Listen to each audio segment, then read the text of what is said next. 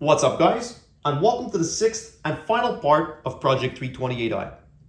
In a previous video, we got the engine, transmission, and subframe back in a car, gave it a first start, and then finally took it on a first drive.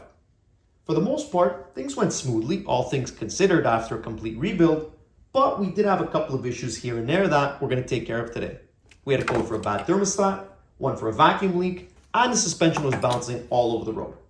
Once we get everything fixed up, at the end of the video, we'll go for a drive, talk about all the parts used, and the overall cost of the project to see if this is something you should try doing yourself. So this is pretty easy to diagnose. You come and bounce the corner, you should not be able to dribble your car like a basketball. So this corner is definitely the worst, but with over 280,000 kilometers, all four corners need to be done. So we're going to start with that.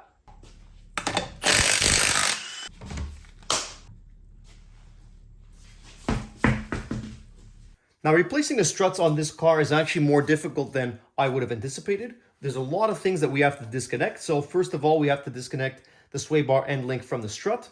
We have to undo the pinch bolt, get this wiring out of the way. Then we have to undo the axle and the thrust arm as well. According to the service manual, you're supposed to remove the wishbone and basically have the whole knuckle disconnected. But what I do instead is I just tip it forward and it gives us enough room. And at the same time, having the wishbone still connected makes it a lot easier to line everything back up later.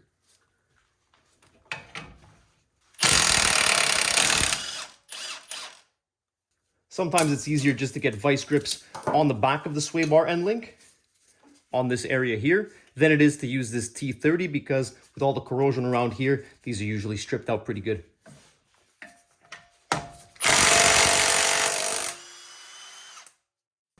The old mid-torque works for pretty much anything.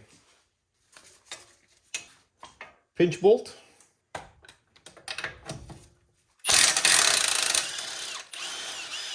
Thrust arm.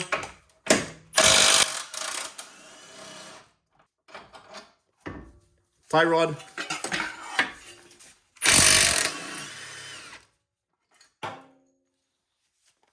With all that undone, I'm going to use my knuckle spreader tool, put that behind where the pinch bolt was, and as I turn it, it's going to widen up the knuckle and the strut should be able to come out.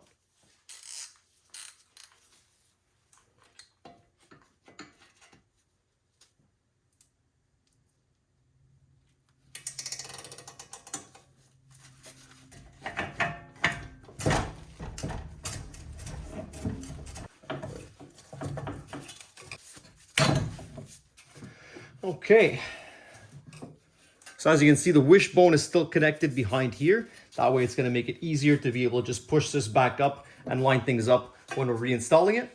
Now I'm going to undo the 3 bolts on the top and this will come right out.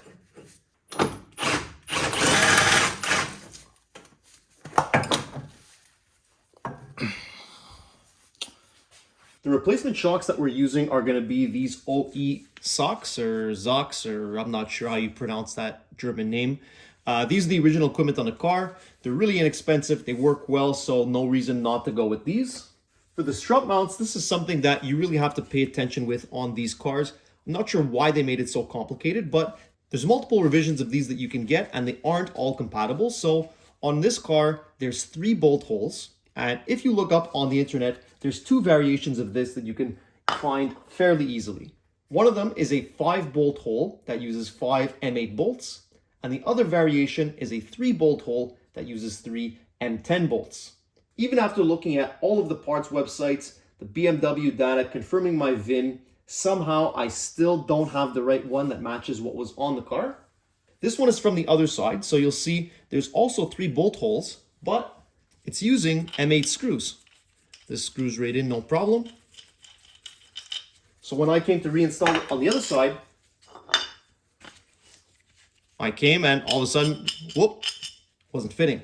So I didn't really understand what was happening, but I found there's actually a 3rd variant of these, which is obviously the one that we had on the car, which is 3 bolt holes using 3 M8 bolts. Why is it so complicated? I don't know, but that's the way they made it. Just pay attention when you're ordering these. It was no big deal. I just went out and bought the matching M10 bolts. So now we'll reassemble it like this.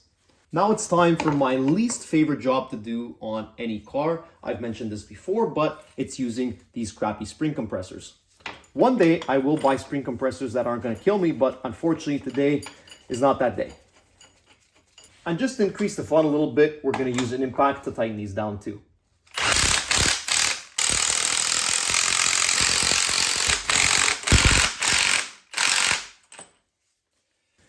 Now I'm going to undo the top bolt.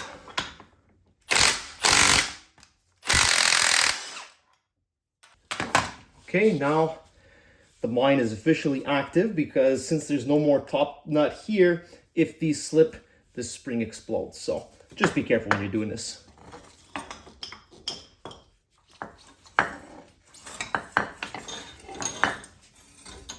And this thing is pretty well blown. Check this out. 2 fingers and I can compress it all the way down. It does rebound a little bit, so it's not as wasted as the other side was, but needed to be changed anyway. Just for a quick comparison, this is the one we just took off. So it's loose, but it has a little bit of rebound. Compare that to the driver's side, I can actually do this with 1 finger and it never comes back. On the new one, you just have to transfer over the spring pad, or you could buy a new one. Now we can slide this back in. I just unclipped this little piece inside because it's pressing on the spring compressor. Now we can get it lined up a little bit better. For the dust boot and the bump stop, just slide this in.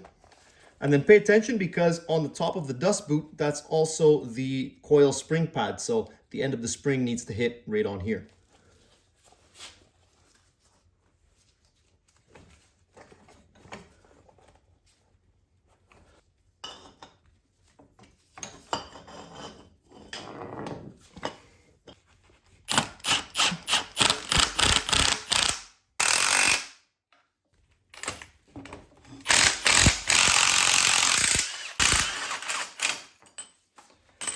Okay, now we can breathe. Now we can wipe this thing down a bit. Okay, and we're good as new, ready to go back in the car. Now we can start putting everything back together. So I'm just gonna clean out the inside of the knuckle. At the top, you'll notice there's this black paper gasket. That has a tendency to stick in the car, but just pay attention. If it came out, you have to transfer it to the new part or get a replacement. So now I'm gonna gently push this up and put one of the bolts in on top just to hold it in place.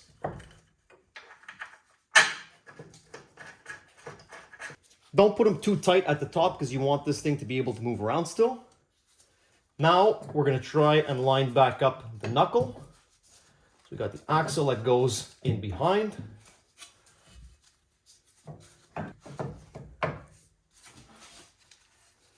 Okay, just be careful for the ABS wire that goes in front. And then using the hydraulic table, I'm gently going to lift this up.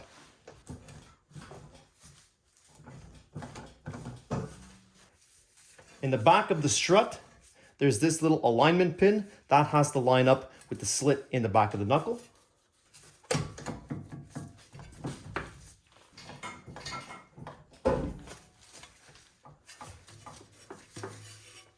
Okay, we'll get the thrust arm reconnected.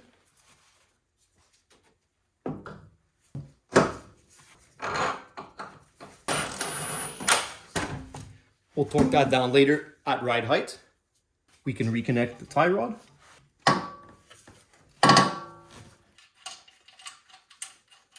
Sway bar link. Get our axle bolt back in. Okay, and now we'll jack this up to ride height and torque everything down. Pinch bolt.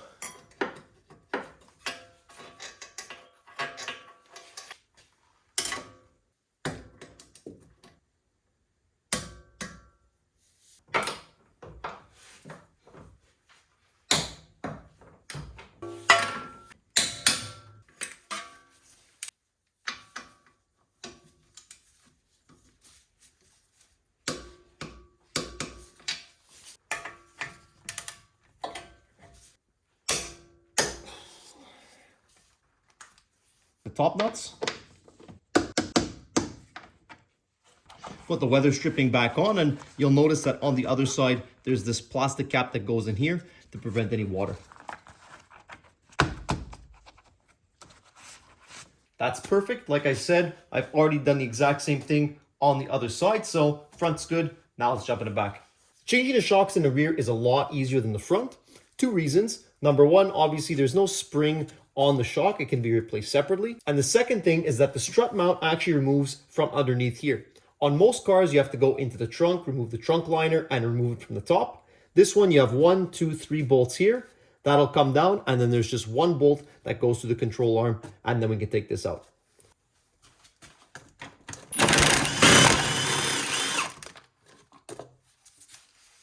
Now to give yourself some more space, you can lower this down a little bit.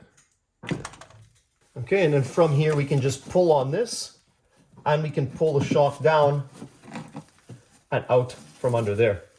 Now for the bottom bolt, the one we're looking at, it's not this one here on the ball joint, it's the one right behind. So there's one E18 bolt and an 18mm nut. Unfortunately, with this plastic arrow piece or whatever it is, I can't reach the head of that bolt, the E18, so I'm going to remove these 4 to take the plastic out of the way, and then we'll be able to undo this.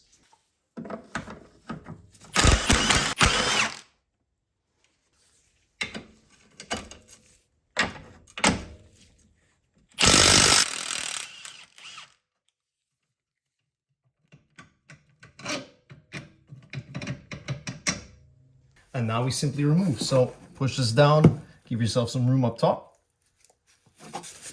and pull up, and get this out of the way. Now normally I shouldn't have to transfer anything. Like I mentioned, there's no spring, we don't have to mess with any of that.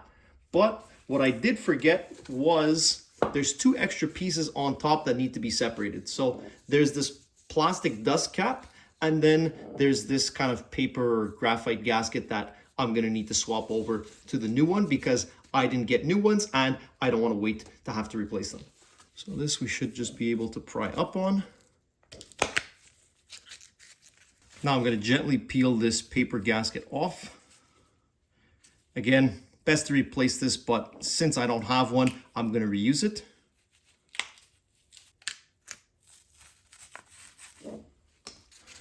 Okay, and you can see all this beautiful corrosion like everything else in the car. To assemble these is really simple. Take the top nut off. Bump stop and dust boot all in one. New mount on top. Put the nut back on.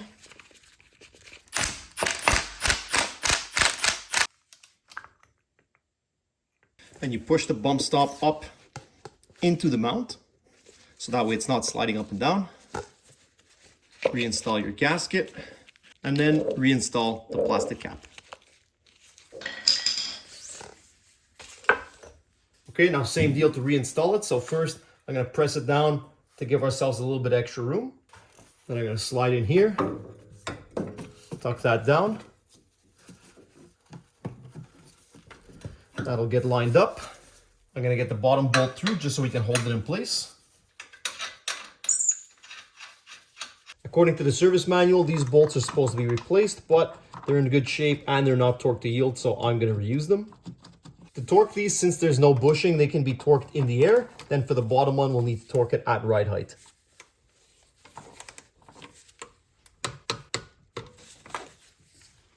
Now we'll jack this up to ride height.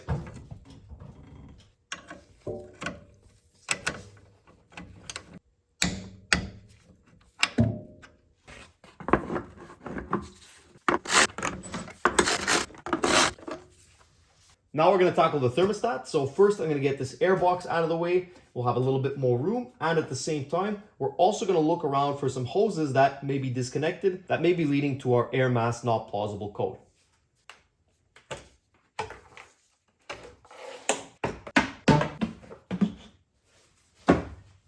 Okay, we'll get this PCV line out of the way. This is hooked up properly. Okay, well, I already found our issue. This evap line wasn't clicked in to the turbo hose. Well, I mean, that's no big deal. I'm actually gonna get this out of the way so that we have really good access. It's also just clipped on this one hose on this side. That's right here. And now to get the thermostat off, I really don't want to have to mess around with draining all the coolant and disconnecting too many hoses. So what I'm gonna do is I got these hose clamp pliers. I'm gonna slide this on and then you pinch it down, and that blocks the flow of coolant through the hose. So there might still be a little bit that drips out, but most of it is going to stay behind. Now I'm going to throw a couple rags down here to catch whatever coolant comes out of the hose. We'll start with this quick disconnect. And I've never tried doing it like this, trying to block off the coolant, so let's see how well this works. Okay, that's pretty good. So you see there's still a little bit of coolant coming through this hose, but not really very much. So if we move quick, we won't have too big of a mess.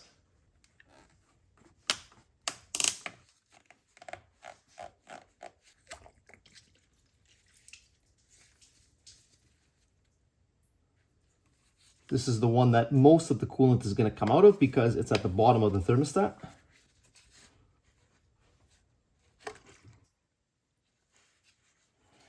Okay, I'm gonna try and get an extra light in here somewhere. Okay, and now to remove the thermostat, it's held onto the engine block with 2 T30 screws.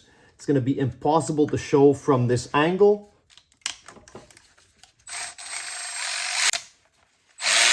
And now we should be able to take the whole thermostat out. Perfect. The replacement thermostat that we have is the original Mahle Bear. So as you can see here, on the original part, it has the BMW logo. On the OE, it's the same exact part with the BMW logo ground off. Got all the same QR codes, all the same markings. This one was made in 2023, and this is the original one on the car, as you can see, made in 2012. We'll get this new part put back in.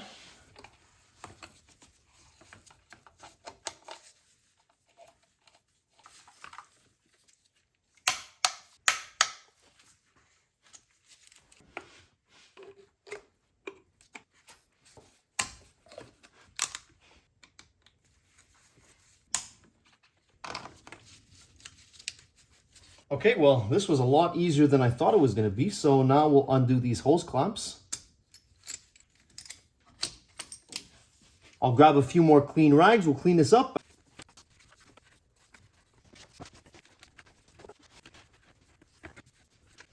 All right, that's looking pretty good, so now we'll plug back in the thermostat. I'm pretty sure that we got the 2-for-1 special with this evap line that was disconnected. That would definitely cause our air mass plausibility code, so now I'm going to make sure that this is fully seated. It was definitely just something that I forgot when I was reconnecting all these hoses. Now we'll put the air box back in, bleed the coolant, and I think we'll be good to go.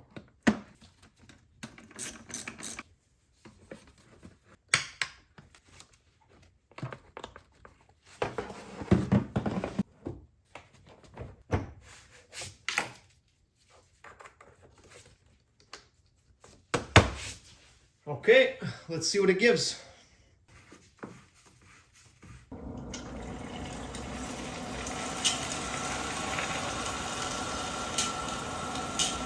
Yeah, lots of air in here, so, I mean, to be expected. Okay, coolant bleed done. Let's start it up.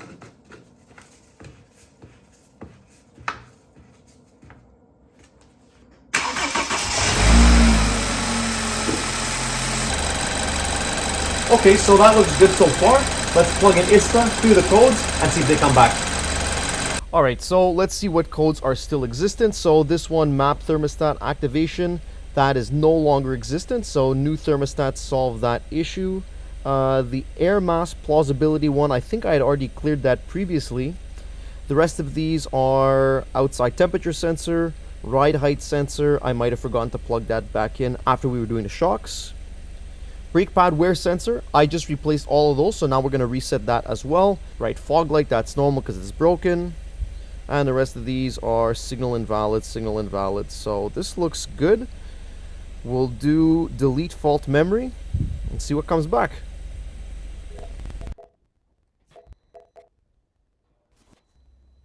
Okay, so we've got 6 fault memories left. Let's see. Temperature sensor, that'll go away once I plug it back in, but it's on one of the plastic under trays that I haven't reinstalled yet, so that's normal. Brake pad, that's normal. Now that we put a new sensor in, I can reset the service interval. Fog light defective, yeah, well, that's normal because it's broken. And then the rest of these are all related to that temperature sensor, so it looks like we're good to go. Like I said, 2-for-1 special, thermostat and air mass issues, both both resolved. So that's pretty much it, guys. The car is running A1 right now, and as you can see, I kind of gave the engine bay a bit of a spray down to get rid of some of the sand and grit that was in here, and I've also reinstalled the fender liners and the under trays underneath.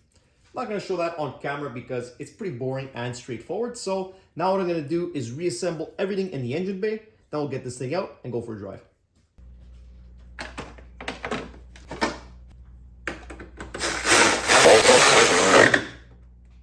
Now we can get the cross brace back in.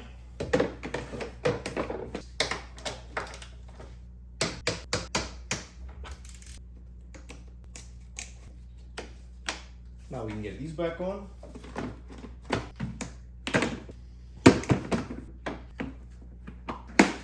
And then just don't forget that this positive wire tucks into this rubber trim. And lastly, arguably the most important part of this job, putting on this sound dampening foam to help quiet this thing down. Probably would have been easier to do this beforehand, but too late for that now. Now we just slide this back on.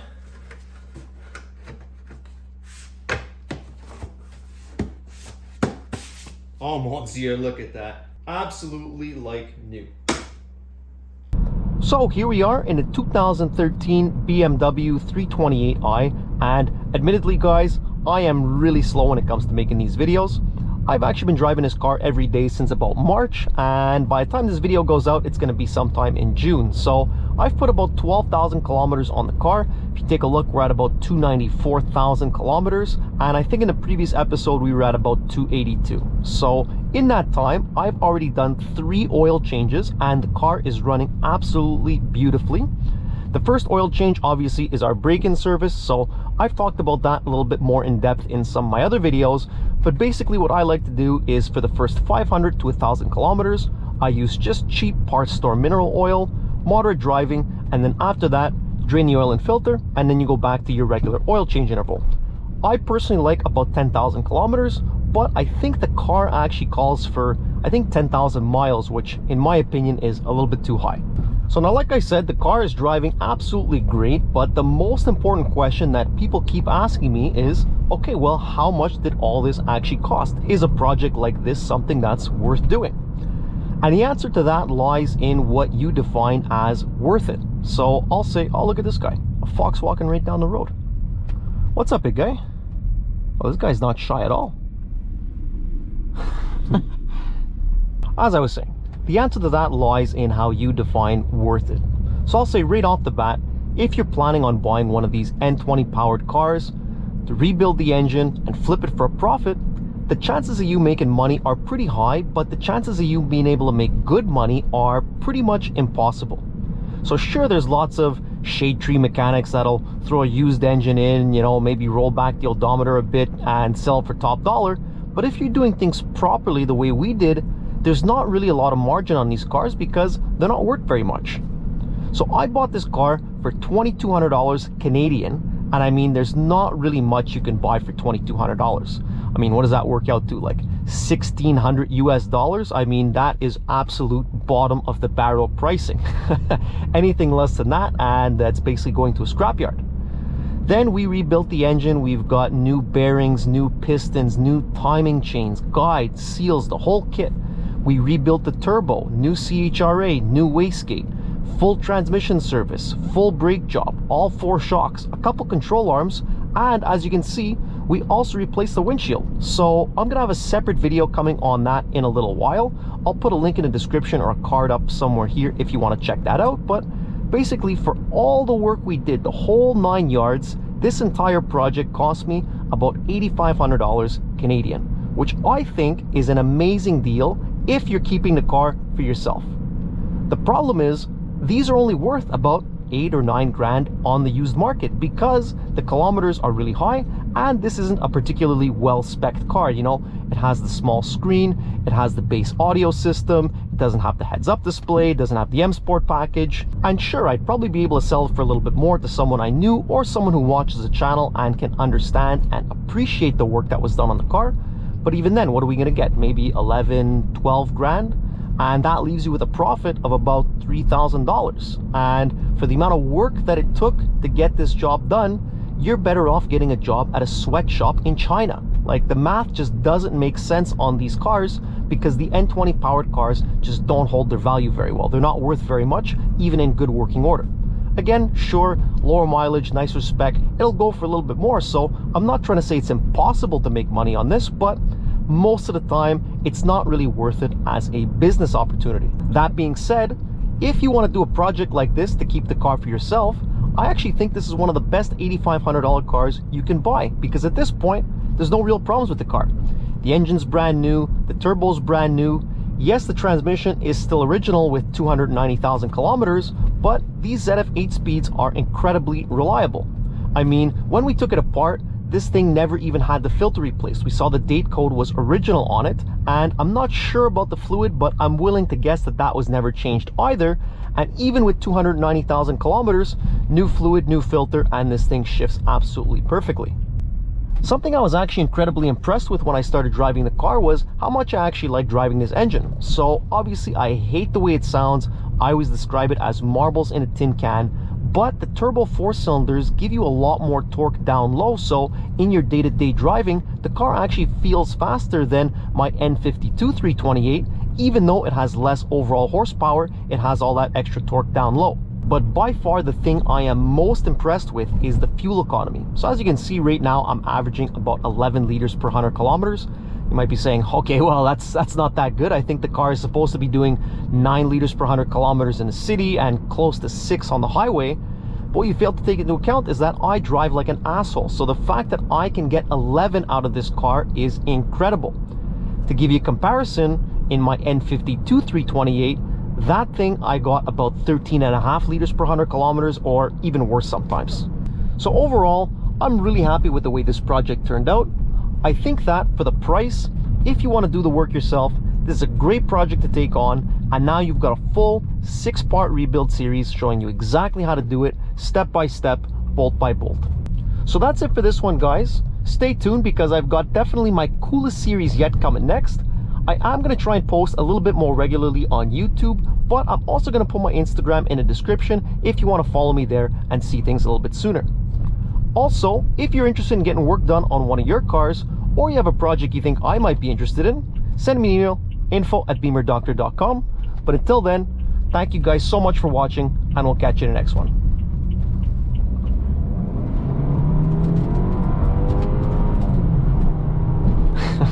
Well, she's not slow, but she's definitely not fast.